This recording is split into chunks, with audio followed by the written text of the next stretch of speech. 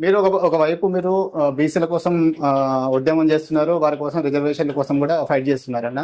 మరి మీ సొంత గ్రామంలో ఇటీవల ఒక తాళారాంపూర్లో బీసీకి సంబంధించిన గౌడ కులస్తులని గ్రామ బహిష్కరణ వేసినట్టు కూడా మనం కథనాలు వచ్చినాయి, చూసాం మనం. మరి దానిపైన మీ స్పందన ఏంటి? దాన్ని తీవ్రంగా ఖండిస్తున్నాం. ఎవరు చేసినా ఎవరికి హక్కు లేదు. ఖచ్చితంగా గౌడు ఎవరైతే వాళ్ళను అక్కడ బహిష్కరించిందో, లేదా వాళ్ళ వృత్తిని ఎవరు కూడా వాళ్ళ కళ్ళు తాగద్దని చెప్పేసి బహిష్కరించారు, వాళ్ళ ఈత వనాలకి తగలబెట్టిండ్రో, ఖచ్చితంగా అది ఏయమైన చర్య, అది న్యాయం కాదు, అది రాజ్యాంగబద్ధం కాదు. ఎవరైతే పేద కులాలు ఎవరైతే ఉన్నారో, నేను ఏమంటున్నానంటే గ్రామ అభివృద్ధి కమిటీల పేరు మీద కేవలం బీసీ కులాలకు సంబంధించినటువంటి వృత్తిదారుల మీద దాడులు జరుగుతున్నాయి. ఇంకా తాళారాంపూర్లే కాదు రాజేష్ గారు, డోమచంద్రలో జరిగింది. కుర్మ యాదవ్లకు సంబంధించినటువంటి గొర్రెని నదిలో వేసి చంపారు. నాగంపేటలో గొర్రెలను కోసుకున్నారు. తర్వాత పల్లికొండలో, తర్వాత చేంగల్లో, తర్వాత నిన్న మొన్న ఎస్సీల దళితులు సావెల్లో, ఇక్కడ బసాపూర్లో ఒక గోసంగి కులం సంబంధించిన వాళ్ళని బతుకమ్మ ఆడిందని చెప్పేసి ఇక్కడ నిన్న మొన్న ఇప్పుడు దేగాంలో రజకులని, జక్కరపల్లిలో రజకులని, ఇట్లా చాలా కులాలని ఇలా గ్రామాభివృద్ధి కమిటీ పేరు మీద ఇలా ముఖ్యంగా బడుగు బలహీన వర్గాలకు సంబంధించిన వర్గాల మీద ఇలా దాడులు చేస్తున్నారు. అది న్యాయం కాదు. ఇలా పోలీస్ వ్యవస్థ ఉన్నది, రెవెన్యూ వ్యవస్థ ఉన్నది. ఇలా స్వాతంత్రం వచ్చింది దాదాపు 78 సంవత్సరాల స్వాతంత్రం ఫలితం. ఇలా రాకెట్ యుగంలో ఉన్నాం మనం. మనిషి సునీతా విలియమ్స్ ఎక్కడో అంతరిక్షంలోకి వెళ్ళింది, అంతరిక్షంలోకి పోయి సంవత్సరం కాలం ఉండి మళ్ళీ ఇటు వచ్చింది. కాబట్టి ఎక్కడ ఉన్నాం మనం? ఎంత అభివృద్ధి. ఇంకొక మాట రాజేష్ గారు, నేను గ్రామాభివృద్ధి కమిటీని వ్యతిరేకిస్తలేను. గ్రామాభివృద్ధి కమిటీలకు డబ్బులు ఎట్లా సమకూరాలంటే నేను యువతకు పిలుపునిస్తున్నాను. మనం అందరం కూడా గ్రామాల్లో డెవలప్ అవుతున్నాం. గ్రామాల్లో అభివృద్ధి అయింది. ఆ గాలిని, ఆ నీరుని, ఆ ప్రకృతిని, ఆ ఊరిని ద్వారా ఆ ఊరిలో పుట్టినందుకు, బయటకు వచ్చినందుకు ఎదిగినటువంటి వాళ్ళు ఇలా అమెరికాలో చాలా మంది పోతున్నారు. అమెరికా, ఆస్ట్రేలియా లాంటి ప్రాంతాలు, ఆర్మూర్ బాల్కొండ రూరల్ కాన్స్టిట్యూన్సీలలో అనేక మంది ఉన్నారు. ఇలా గల్ఫ్ కంట్రీస్కి పోతున్నటువంటి వాళ్ళు ఉన్నారు. ఇలా అమెరికా, ఆస్ట్రేలియా, కెనడా లాంటి గ్రామాల యూత్ అంతా ఇలా అక్కడికి పోతా ఉన్నారు. అంటే అది ఇర్రెస్పెక్టివ్ ఆఫ్ కాస్ట్. యాదవ్లలో రాజారాం యాదవ్ లాంటి వాడు ఉన్నాడు, మల్లయ్య లాంటి గొర్రెల కాస్ట్ ఉంది. రాజారాం యాదవ్ రూపాయి ఇస్తున్నాడు గ్రామాభివృద్ధికి, ఆ గొర్రెల కాస్ట్ని పట్టుకొని వాళ్ళ దగ్గర డబ్బులు వసూలు చేస్తారు. ఇప్పుడు ఒక రాజారెడ్డి ఉంటాడు ఆ ఊర్లో, రాజారెడ్డి కొడుకు అమెరికా పోతాడు, ఆయన రూపాయి అయ్యాడు. కానీ ఆ ఊరిలో ఇంకొక వ్యవసాయం చేసే రాజారెడ్డి ఇలా గ్రామాభివృద్ధిని ఆయన భరించాల్సి వస్తుంది. ఒక గౌడ్ ఉంటాడు, రాజేష్ గౌడ్ ఉంటాడు, రాజా గౌడ్ ఉంటాడు. రాజా గౌడ్ ఏమో ఆస్ట్రేలియాలో ఉంటాడు, కానీ ఇంకొక అతను ఎల్లా గౌడ్ ఉంటాడు, ఊళ్ళో కులవృత్తి చేసుకుంటాడు. కానీ ఆ అభివృద్ధికి మాత్రం డబ్బులు వాళ్ళ దగ్గర ఎల్లా గౌడ్ ఇస్తున్నాడు. అంటే ఎస్సీలలో కానీ, ఎస్టీలలో కానీ, బీసీలలో కానీ, ఓసీలలో కానీ, లేకపోతే ల్యాండ్స్ ఉన్నటువంటి వాళ్ళు కానీ, నేనేమంటున్నట్టు గ్రామాభివృద్ధికి ఎవరు ఇవ్వాలి డబ్బులు? జన్మభూమి, మనం పుట్టినటువంటి జన్మభూమికి మనం ఇవ్వాలి, అభివృద్ధి చెందిన వాళ్ళు ఇవ్వాలి.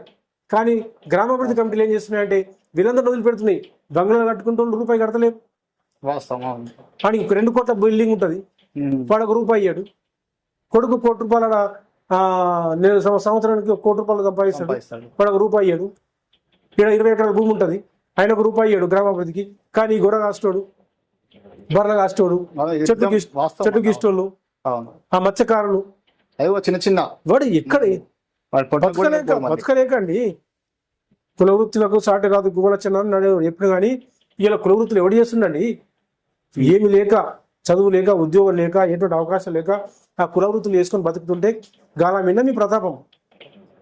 గాలి అత్యంత పేదలండి పాపం, వాళ్ళ మీద పట్టుకొని వాళ్ళను రక్తం పిండి వాళ్ళ దగ్గర డబ్బులు వసూలు చేసుకొని తాగి తింటే మనకు వస్తుందా? ఎంత అన్యాయం ఇది. గ్రామాభివృద్ధి కోసము చేయాలి, సేవ చేయాలి, గ్రామాభివృద్ధి చేద్దాం. ధార్మిక కార్యక్రమాలు, గుళ్ళు గోపురాలు కడదాం, దాన ధర్మాల కార్యక్రమాలు, భోజనాల కార్యక్రమాలు, లేకపోతే ఒక స్కూల్, వాళ్ళకి ఇద్దాం. అక్కడ గ్రామ అభివృద్ధి చేద్దాం. ఏదైనా అభివృద్ధి అవసరం ఉంటే చేద్దాం. ఎవరు చేయాలి? జన్మభూమి యొక్క రుణము ఎవరు తీర్చుకోవాలి? అభివృద్ధి చెందిన వాళ్ళు తీసుకోవాలి. కానీ అభివృద్ధి చెందిన రూపాయి ఇస్తలేడు, లక్ష సంపాదించుకుని రూపాయి ఇస్తాడు, కోటి ఇస్తాడు, రూపాయి ఇస్తలేరు. ఏమి లేనటువంటి గరీబ్ వాళ్ళు ఇలా అభివృద్ధిని వాళ్ళు మొయ్యాలనా? వాస్తవం. మనమేమో మంచిగా ఉందామా, వచ్చే శిఖరాలు వేసుకొని వెళ్ళిపోదామా? ఇది ఎక్కడ న్యాయం అంటున్నాను నేను. కరెక్ట్. రాజారాం యాదవ్ గ్రామాభివృద్ధి కోసం డబ్బులు ఇవ్వాలి కదా, రాజారెడ్డి ఇవ్వాలి కదా, ఎల్లారెడ్డి ఇవ్వాలి కదా, ఎల్ఐ పటేల్ ఇవ్వాలి కదా, డెవలప్ అయిన వాళ్ళు ఇవ్వాలి కదా, శ్రీనివాస్ గౌడ్ ఇవ్వాలి కదా, డెవలప్ అయిన వాళ్ళు. కానీ వాళ్ళు కాకుండా చిన్న చిన్న ఉద్యోగస్తులు ఎందుకు ఇయ్యరు ఊర్లో? వాస్తవం. ప్రభుత్వ ఉద్యోగస్తుల దగ్గర వసూలు చేద్దాం, అడుగుదాం. బొంబాయిలో పోయి వ్యాపారాలు చేసుకున్న వాళ్ళని అడుగుదాం, అమెరికాలో హైదరాబాద్లో వ్యాపారాలు చేసుకుని డెవలప్ అయిన వాళ్ళు అడుగుదాం, నిజామాబాద్కి వచ్చి ఆర్మూర్కి వచ్చి రియల్ ఎస్టేట్ వ్యాపారం చేసిన వాళ్ళు అడుగుదాం.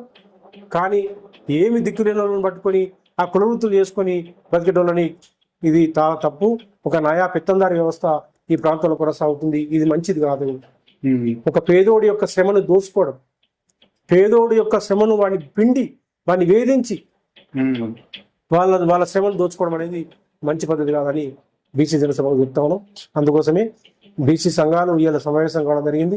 అన్ని వామపక్ష పార్టీలు, సిపిఐ, సిపిఎం, సిపిఎంఎల్ పార్టీ, దళిత సంఘాలు, బీసీ సంఘాలు రేపు 29వ తారీఖు నాడు హైదరాబాద్ లో పెద్ద ఎత్తున చలో ఆర్మీ కార్యక్రమాన్ని పిలుపునడం జరిగింది. దీని మొత్తం అందరూ బీసీ వర్గాలు అందరూ కూడా దీన్ని పెద్ద ఎత్తున జయప్రదం చేయాలని చెప్పేసి బీసీ జనసభగా నేను పిలుపునిస్తా ఉన్నాను. Thank you. మీ భవిష్యత్ కార్యాచరణ ఎలా ఉండబోతుందన్న? భవిష్యత్ కార్యాచరణ అట్లాగే తెలంగాణ దాంట్లో నిజామాబాద్ జిల్లాను కూడా ఇంక్లూడ్ చేయండి. ఎందుకంటే నిజామాబాద్ జిల్లాలో ప్రతి 5 ఎమ్మెల్యే కాన్స్టిట్యున్సీలలో కూడా రెడ్డిల ఆధిపత్యమే కొనసాగుతుంది, రెడ్డిలే ఉన్నారు. మరి ఏ పార్టీ కూడా బీసీలకు టికెట్ ఇచ్చే పరిస్థితి కూడా అనిపిస్తలేదు. సో ఈ బీసీ 42% రిజర్వేషన్ అమలు అయితే బీసీలకు మరి న్యాయం జరుగుతుంది కాబట్టి మీ వాదన నేనేమంటే నిజామాబాద్ లో చేస్తాము, అట్లాగే తెలంగాణ వ్యాప్తంగా బలహీన వర్గాల సాధికారత కోసము, బీసీల హక్కుల కోసము బీసీ జనసభ పనిచేస్తుంది. అలా తెలంగాణ ఉద్యమంలో తెలంగాణ విద్యార్థి సంఘం అధ్యక్షుడిగా, ఓయూజేసీ అధ్యక్షుడిగా ద్వారా అగ్రకుల పేదలకి, ఎస్సీ ఎస్టీ సోదరులకు వాళ్ళ జనాభా ప్రకారం మనం వస్తుంది. అట్లాగే బీసీలు మేము 51% ఉన్నాము, మాకు 51% రిజర్వేషన్స్ రావాలి, మా పిల్లలకు ఉద్యోగాలు రావాలి, వచ్చే నోటిఫికేషన్ లోపే మాకు రిజర్వేషన్స్ ఇంప్లిమెంట్ చేసి రేపు జరగబోయే ప్రతి పోటీ పరీక్షల్లో మా విద్యార్థులు, మా నిరుద్యోగులు, బీసీ పిల్లలకు ఉద్యోగాలు వచ్చేంత వరకు, మా ఆట మాకు దక్కేంత వరకు బీసీ జనసభ కొట్లాడుతుంది. బీసీలకు సంబంధించిన రిజర్వేషన్ అమలు చేయాలి, బిల్లు పాస్ చేసే బాధ్యత కూడా కాంగ్రెస్ పార్టీది అని చెప్పేసి అంటున్నారు. సో ఇది మళ్ళీ ఇంకో ఇంటర్వ్యూతో మళ్ళీ వెళ్తాం. అంతవరకు సెలవు.